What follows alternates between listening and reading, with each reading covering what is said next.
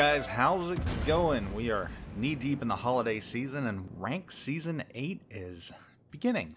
An odd time for it. I know everybody's being pulled every which way and loose because of the holidays, but you know what? That's alright. This also gives everybody a little bit more time to sit down and try and grind through the doldrums of ranked gameplay, if you will. It's not all that bad. I know a lot of you enjoyed ranked gameplay. I enjoy it myself. If you're living under a rock and you haven't heard what tier this season of ranked gameplay is going to be, it's Tier 8.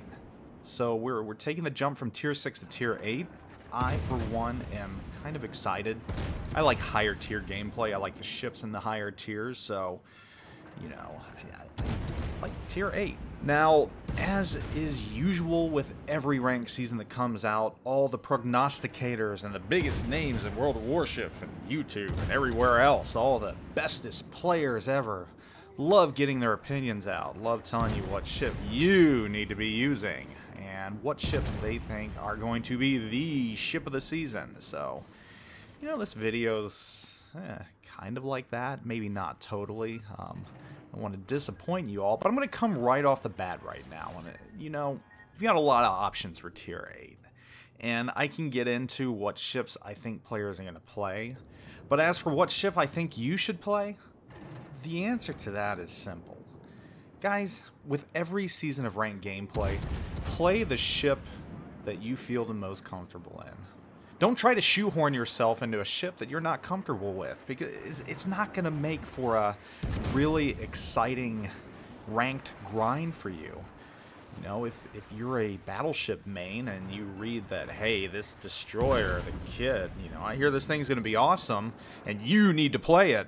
You know, if you try and shoehorn yourself into something that you're not good at or you just don't enjoy, you're not going to enjoy ranked gameplay. So, you know, we can all sit here and play Nostradamus and think we know which way this season's going to play out, and it could wind up the furthest from our expectations. And the reason for that is players are unpredictable. All of us are unpredictable.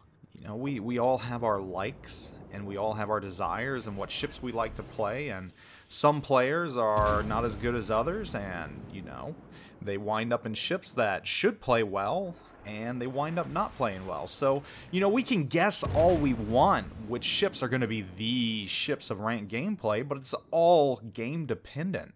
You know, I'll go through what I think are going to be the ships that are played the most, and, you know, what ship I'm going to play. And I think it's kind of obvious by what ship is highlighted in this video. You know, the ship that I'm going to play the most, or at least I think right now I'm going to play the most, is the Kutuzov. And I just really love this ship. It's a strong ship. It's got no discernible weakness other than, you know, if you show broadside against a battleship. But other than that, IFHE and Demo Expert light the world on fire, and while you're doing it, take massive chunks of HP off the enemy.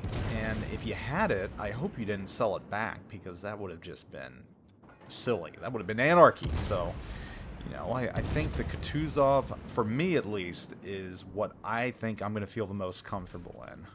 You know, I like destroyers, but I'm not a big fan of any of the Tier 8 destroyers. I know a lot of people say the Kid is going to be the go-to destroyer, and it very well might be. I think you're going to see the Kid a lot. I think you're going to see the Kid a lot because of the smoke, because of the anti-aircraft capabilities, so I wouldn't be surprised out of the DDs if that is a very popular one. As far as the other ships are concerned, guys, this isn't your first rodeo. This is none of our first rodeo. I think by now you have a pretty good idea of what ships are going to be the popular ships and the go-to ships. And obviously the Tirpitz and the Atago, you're going to see those two ships a lot. The Tirpitz you're going to see a lot because it's a safe ship.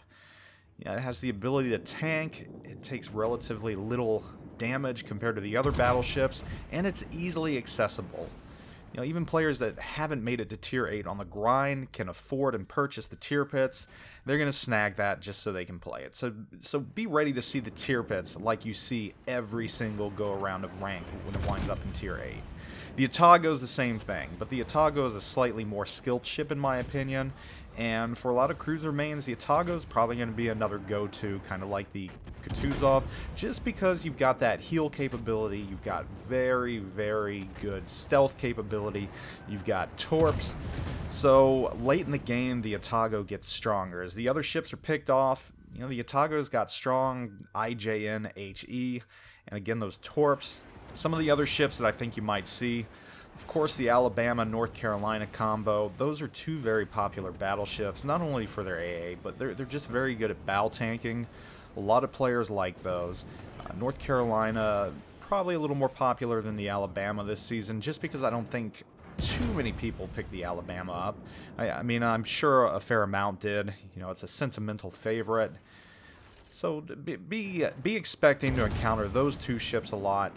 Wild card, the Monarch, I think we might see that battleship a little bit as well, because it's got that whole Royal Navy stigma, it's got the HE to it, it's got very good heal. I don't know how it's going to fare. It'll be interesting to see how that plays out, but I'm willing to bet that you're going to see the Monarch a little bit. Out of the aircraft carriers, you're going to see the Enterprise. It's guaranteed. And again, it's kind of the same situation as the tier pits. You know, players that might not have grinded all the way up to tier 8 aircraft carriers that want to play aircraft carriers and ranked are going to load up the Enterprise. And I don't know if that's a good thing, but it's going to happen. Other than that, I think the go-to aircraft carrier, of course, is going to be the Shokaku, just for its extreme amounts of planes. I hate aircraft carriers, but that's a different story. So I think you're going to see that. And guys, you know the ships you're not going to see. You're not going to see the New Orleans, just because it's in New Orleans. It's basically a floating citadel. They don't have good survivability. They just don't. You know, you might see the Hipper a little bit. You know, German cruisers are always popular for their fire starting capabilities and everything else. Chapayev you'll probably see as well. Chapayev's got some great attributes.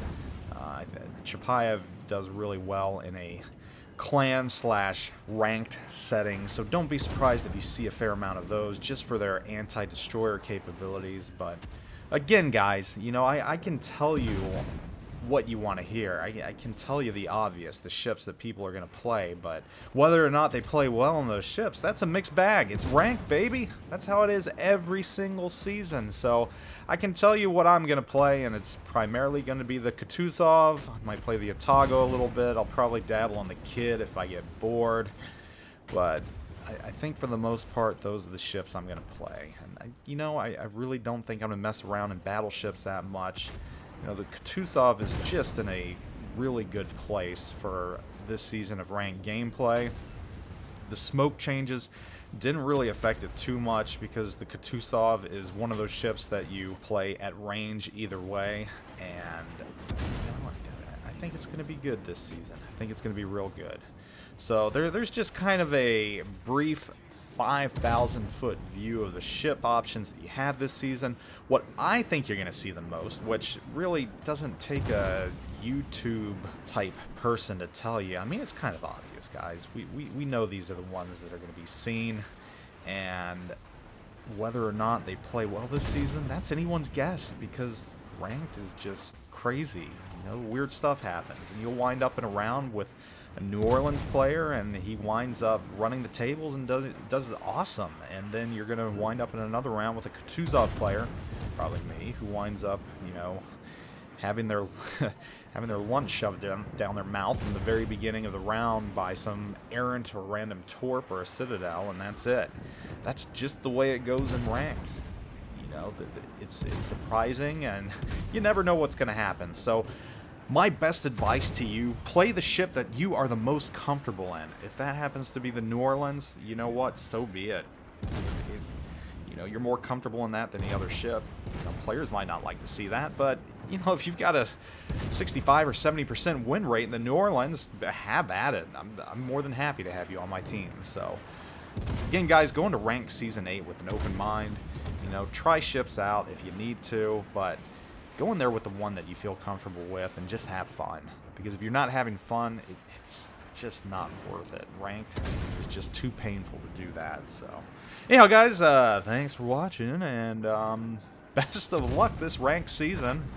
Really, best of luck. We all need it. I am out.